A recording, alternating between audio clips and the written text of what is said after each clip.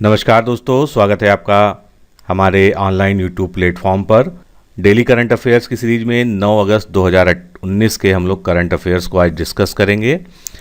इन videos की PDF file सभी video के डिस्क्रिप्शन बॉक्स में अपलोड कर दी जाती है। साथ ही आप जो है रेगुलरली पीडीएफ जो है हमारे टेलीग्राम ग्रुप से भी जुड़कर प्राप्त कर सकते हैं और फेसबुक पेज और फेसबुक ग्रुप के माध्यम से भी हमें फॉलो कर सकते हैं।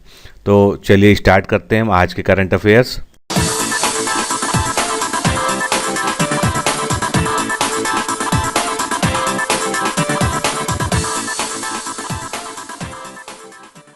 पहला क्वेश्चन देखते हैं, हाल ही में किस राज्य सरकार ने रेस का फुल फॉर्म क्या है?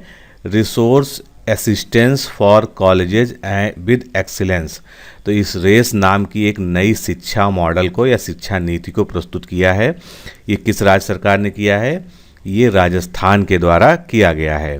राजस्थान सरकार ने हाल ही में उच्च शिक्षा का एक नया मॉडल लॉन्च किया है, इसे रेस नाम दिया है। इसके माध्यम से राजस्थान में उच्च शिक्षा गुणवत्ता सुनिश्चित की जाएगी तथा शिक्षकों की कमी को पूरा किया जा सकेगा। आरबीआई की मौद्रिक नीति समिति ने रेपो रेट में कितने बेसिस पॉइंट को हम लोग हिंदी में आधार अंक करते हैं, तो रेपो रेट में कितने आधार अंकों की अभी हाल ही में कमी की है? तो ये रेपो रेट में कमी जो है 35 अंकों की आरबीआई के द्वारा की गई है। यह निर्णय आरबीआई गवर्नर शक्तिकांत दास की अध्यक्षता में मौद्रिक नीति समिति द्वारा लिया गया है। रेपो रेट होता क्या है? रेपो रेट वह दर है जिस पर आरबीआई छोटी समयावधि के लिए बैंकों को ऋण देता है। जब आरबीआई बैंक रेपो दर बढ़ाता है तो बैंक को उच्च दरों पर ऋण देना पड़ता है। अतः कहा जा सकता है कि रेपो दर का बढ़ाना बाजार में ब्याज दरों में वृद्धि होने का कारण होता है। अगला प्रश्न देखते हैं, फोर्ब्स ने अभी जो है टॉप अर्निंग एथलीट्स की एक सूची जारी की है। उसके अनुसार सबसे अधिक कमाई करने वाली महिला खिलाड़ियों की सूची में भारत की एकमात्र खिलाड़ी पीवी सिंधु शामिल हैं। तो ये पीवी सिंधु को जो है वर्ल्ड लेवल पर कौन सा स्थान इस सूची में मिला है? पीवी सूची को फोर्ब्स की लिस्ट में 13वां स्थान मिला है। दुनिया की badminton star PV Sindhu Forbes द्वारा जारी दुनिया की सबसे ज़्यादा कमाई करने वाली महिला खिलाड़ियों की सूची में इकलौती भारतीय हैं जो शामिल की गई हैं। इस सूची में अमेरिकी टेनिस स्टार सेरेना विलियम्स शीर्ष स्थान पर हैं। उसके बाद नाओमी ओसाका, ये भी टेनिस की प्लेयर हैं, और एंजिल कर्बर, ये भी टेनिस की प्लेयर हैं। अगला प्रश्न देखते हैं, ई गवर्नेंस पर 22वां राष्ट्रीय सम्मेलन का आयोजन कहाँ पर किया गया या कहाँ पर चल रहा है? तो ई गवर्नेंस पर 22वां राष्ट्रीय सम्मेलन शिलांग में आयोजित किया जा रहा है। इस इवेंट का आयोजन पहली बार किसी उत्तर पूर्वी राज्य में किया जा रहा है। शिलांग कहाँ पर है? ये मेघालय की राजधानी। इसका आयोजन प्रशासनिक सुधार व जन शिकायत विभाग के द्वारा इलेक्ट्रॉनिक्स व सूचना प्रौद्योगिकी तथा मेघालय सरकार के साथ मिलकर किया जा रहा है। इस सम्मेलन की थीम इम्पॉर्टेंट है, digital India success to excellence. ये इस सम्मेलन की थीम है। इसका उद्देश्य उत्तर पूर्वी राज्यों में ई गवर्नेंस से संबंधित पहलों को गति देना है। अगला प्रश्न देखते हैं, राष्ट्रीय हथकरघा दिवस इस बार इसका कौन सा संस्करण मनाया जाता है? तो राष्ट्रीय हथकरघा दिवस जो है ये 7 अगस्त को मनाया जाता है और इस बार इसका जो है 5वां संस्करण जो है आयोजित किया जा रहा है। प्रतिवर्ष 7 अगस्त को राष्ट्रीय हथकरघा दिवस मनाया जाता है। इस वर्ष राष्ट्रीय हथकरघा दिवस का 5वां संस्करण आयोजित हो रहा है। राष्ट्रीय हथकरघा उद्योग 2019 के मुख्य कार्यक्रम का आयोजन उड़ीसा के भुवनेश्वर में किया जा रहा है। तो ये भी इम्पोर्टेंट है, पूछा जा सकता है। इस बार इसका मुख्य उद्देश्य महिलाओं तथा बालिकाओं का सशक्तिकरण सुनिश्चित करना है क्योंकि इस उद्योग में अधिकतर महिलाएं शामिल हैं। अगला प्रश्न, हाल ही में किस देश ने भारत के साथ द्विपक्षीय व्यापार पर रोक लगाई है?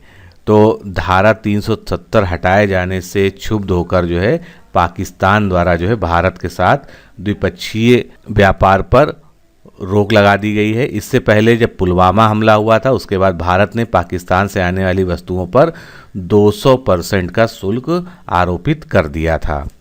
अगला प्रश्न, अंतरिक्ष स्थिति परक जागरूकता नियंत्रण केंद्र किसकी सहायता से स्थापित किया जा रहा है? तो अंतरिक्ष स्थिति परक जागरूकता नियंत्रण कोर इसरो के द्वारा इसके सहयोग से स्थापित हो रहा है। भारतीय अंतरिक्ष अनुसंधान संगठन अपनी अंतरिक्ष संपत्तियों को अंतरिक्ष के कचरे यानी स्पेस डेब्रिस से सुरक्षा प्रदान करने के लिए दूरबीनों और रडार का एक नेटवर्क स्थापित कर रहा है।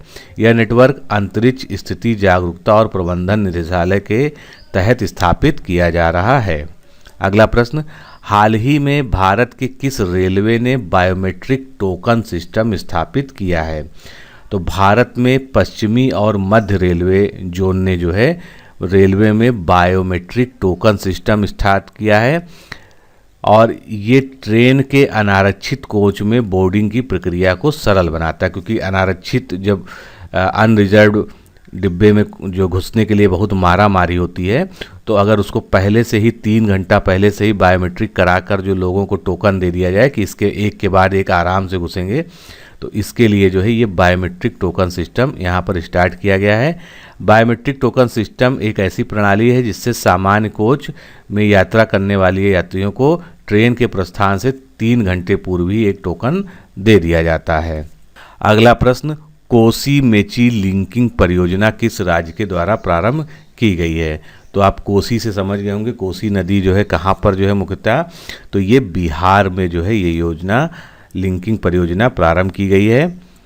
कोसी मेची लिंकिंग परियोजना देश की दूसरी रिवर लिंकेज परियोजना है। ये परियोजना 4900 करोड़ रुपए की लागत के साथ लगभग 5 वर्षों में पूरी होगी। इस परियोजना के क्रियान्वयन के बाद बिहार में आने वाली बाढ़ को काफ़ी हद तक नियंत्रित किया जा सकेगा, क्योंकि कोसी नदी को बिहार का शोक भी कहते हैं, क्योंकि वो बहुत शीघ्रता से अपना रास्ता बदलती है। अगला प्रश्न, 8 अगस्त को भूपेन हजारिका को देश के सर्वोच्च नागरिक सम्मान से सम्मानित किया गया। भूपेन हजारिका का संबंध निम्न में से किससे है? तो भूपेन हजारिका कौन है? एक प्रसिद्ध गायक हैं असम के।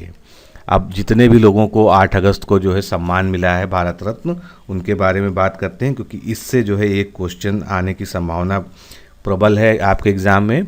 8 अगस्त को प्रणब मुखर्जी, भूपेन हजारिका और नानाजी देशमुख को देश के सर्वोच्च नागरिक सम्मान भारत रत्न से सम्मानित किया गया है। प्रणब मुखर्जी ने भारत के 13वें राष्ट्रपति के रूप में कार्य किया है तथा वह अपने जीवन काल में उन्होंने अनेकों प्रतिष्ठित पदों पर भी कार्य किया है। भूपेन हजारिका एक प्रसिद्ध असमिया गायक हैं। इन्हें मरणोपरांत भारत रत्न से सम्मानित किया गया। नानाजी देशमुख एक सामाजिक कार्यकर्ता थे। इन्हें भी मरणोपरांत भारत रत्न प्रदान किया गया है। इन्होंने शिक्षा, स्वास्थ्य तथा ग्रामीण आत्मनिर्भरता के क्षेत्र में काफ़ी काम किया है।